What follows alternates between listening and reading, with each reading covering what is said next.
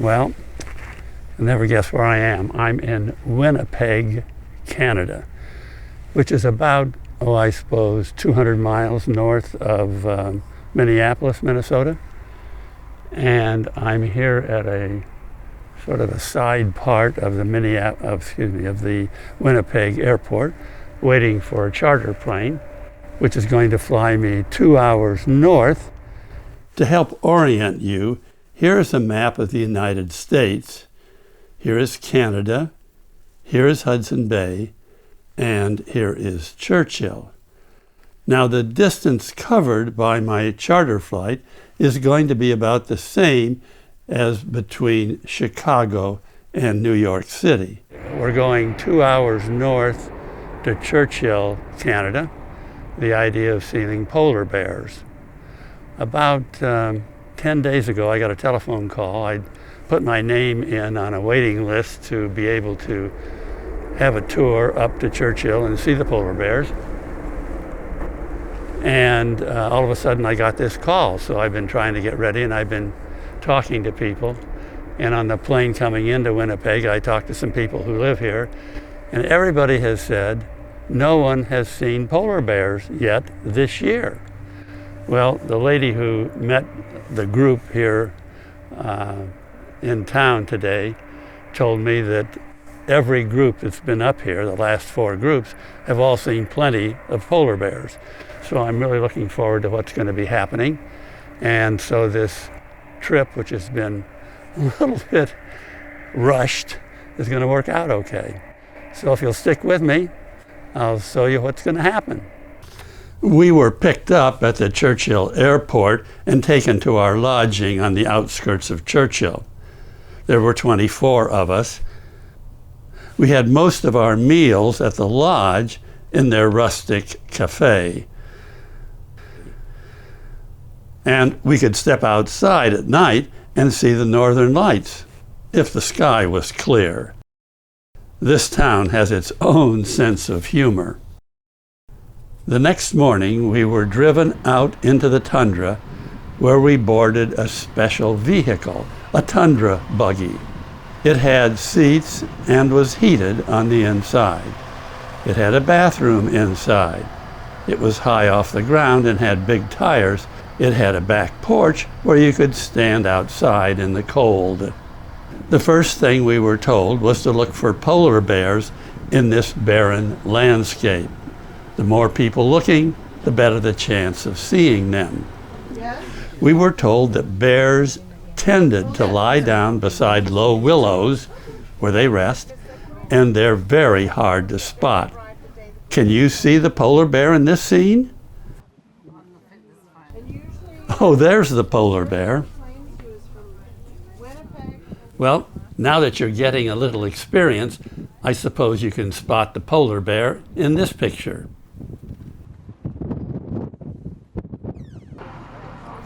Everybody was happy when the polar bear began to move about.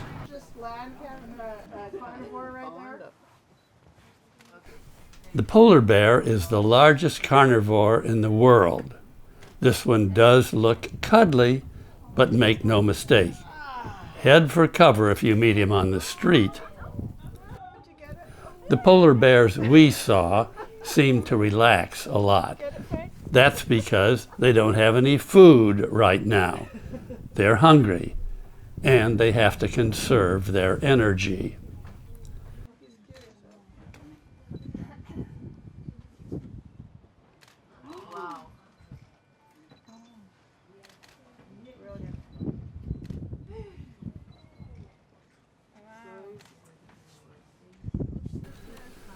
The polar bear uses his very sensitive nose to identify his surroundings. He has his nose up in the air.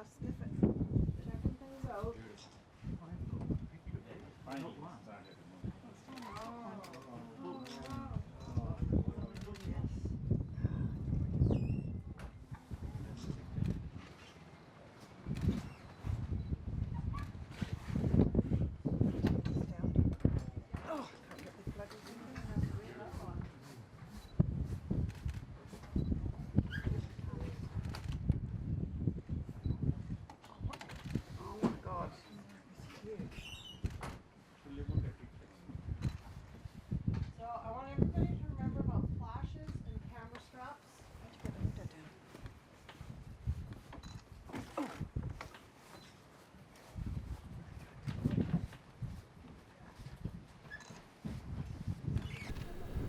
I was really impressed by how flexible the polar bear is.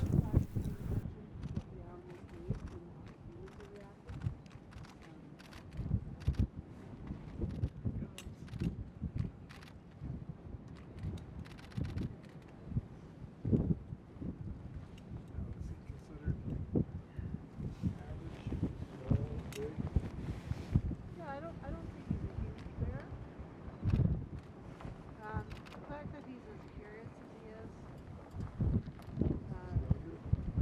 Yeah, young males tend to not be cocky, but just more curious, I guess. Yeah, we've got sunshine. Yeah, it's a nice. I don't know what we're gonna do for the rest of the day, guys. We're done now. I want a snowy owl. Yeah. Well, there's the garfalcon. Polar bears seem to be quite curious.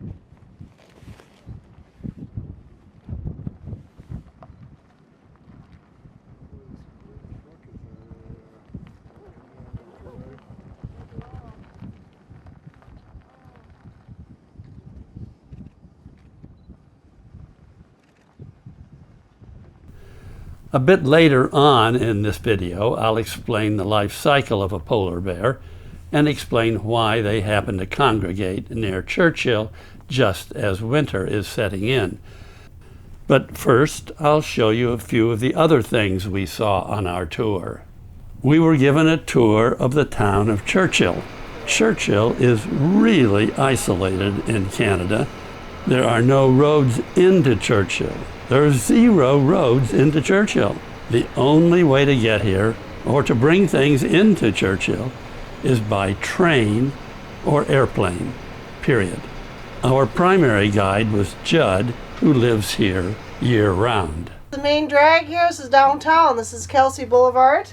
But I also like to point out here on the main drag, there's no traffic lights. You may have noticed there's no Starbucks or Tim Hortons or Walmarts. We're what, a town of 800 people here in the wintertime. And carrying on down Kelsey, you'll see the big blue box store, the Northern, the grocery store. It's a grocery store. So it was supposed to pay or subsidize, all the groceries. So the milk price went down to $5.25 like the rest of Canada pays. But then mysteriously I noticed all the vegetables went up.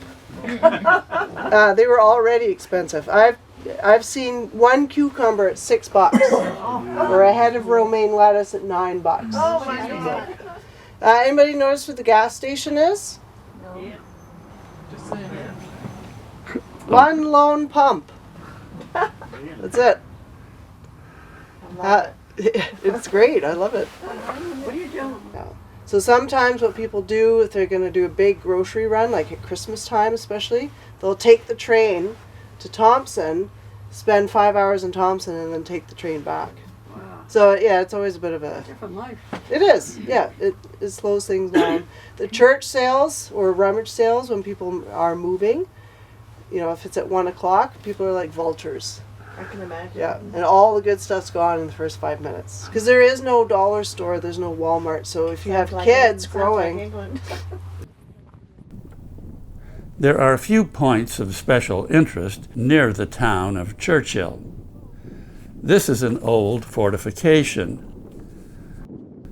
Over much of the tundra, we walked on a special boardwalk to get to the other of the town's tourist sites. In the tourist season, there are special guards who watch for polar bears that might come near unprotected tourist sites like this one. So that's why we're hyper vigilant, and you'll notice there's a phone number there, 675-BEAR. If at any time a local notices a bear in town, close to town, out there it's fine. But now if he's come, they have it's all zonage. If they come within a certain zone, well then it's time to action the bear. And when I mean action, quite simply, even though I have my shotgun here, I carry cracker shells. So I have live ammunition, but that's the last resort. There is no hunting of polar bears in Manitoba. So if for some reason you shoot a bear in Manitoba, you're going to have a mountain of paperwork to justify why you had to shoot that bear, and you are absolutely not allowed to keep any parts of that bear. Oh, good. Yeah. So it would be, at that point, a purely self-defense maneuver, and that's assuming all the other things that you can do didn't work. So to be honest, most of the time, I have a rock in the back of the crawler, and a couple taps of the rock on a shovel is enough to chase a bear along if he's being too aggressive with the machine. Bears can be very dangerous to humans.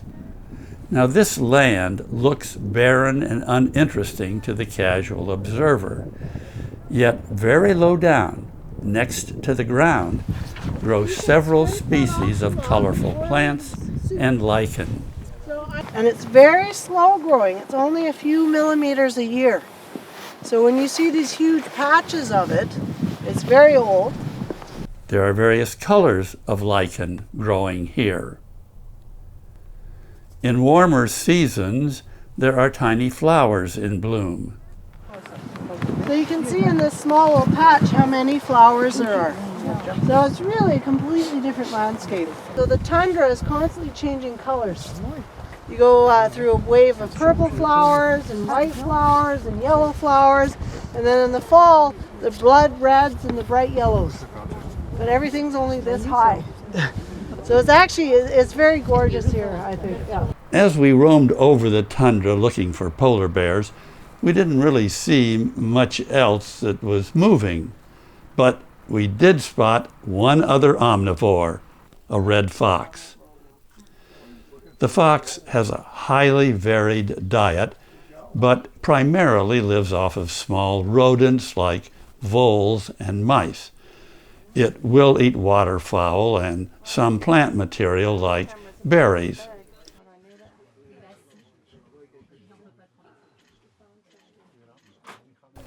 This fox seems to be eating something that's frozen. He looks quite happy there, didn't he?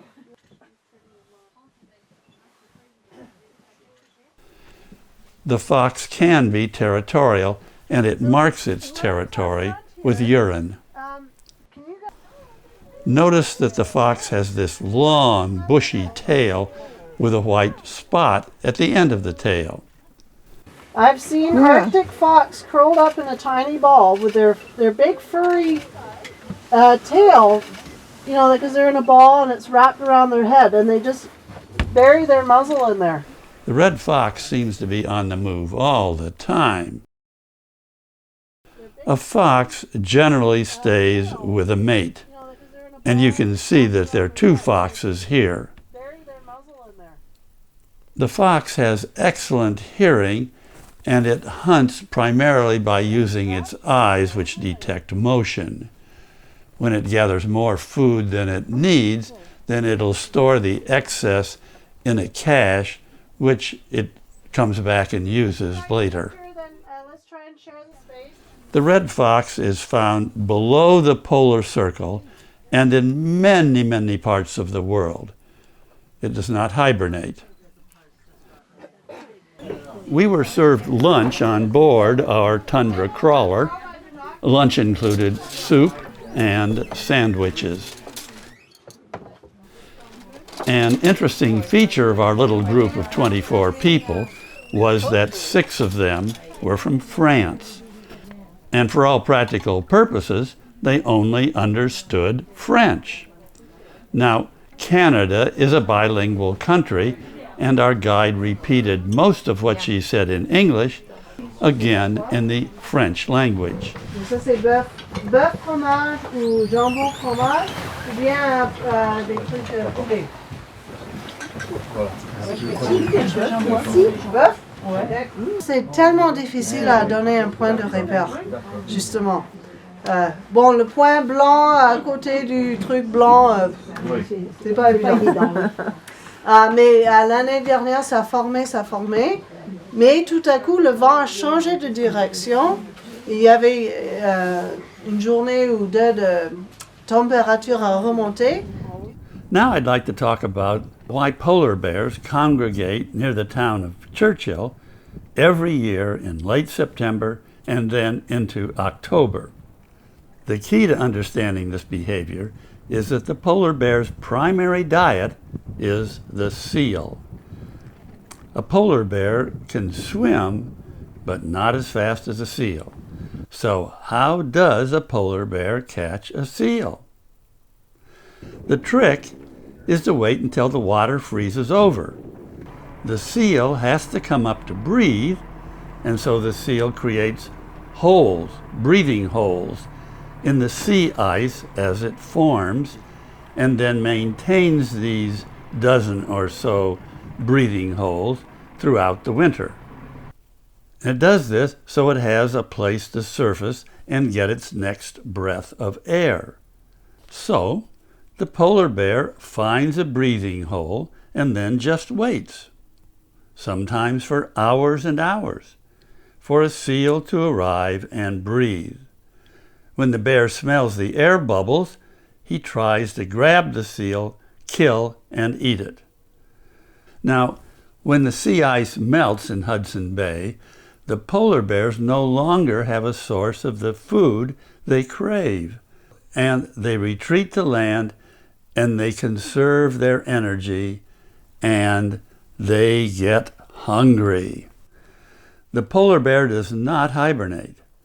By the time the sea ice forms again in Hudson Bay, the polar bear has been without food for months. It is a very hungry bear. So, why do polar bears congregate near Churchill? The answer is that on Hudson Bay, the sea ice forms first near the town of Churchill, not farther north. The bears are hungry.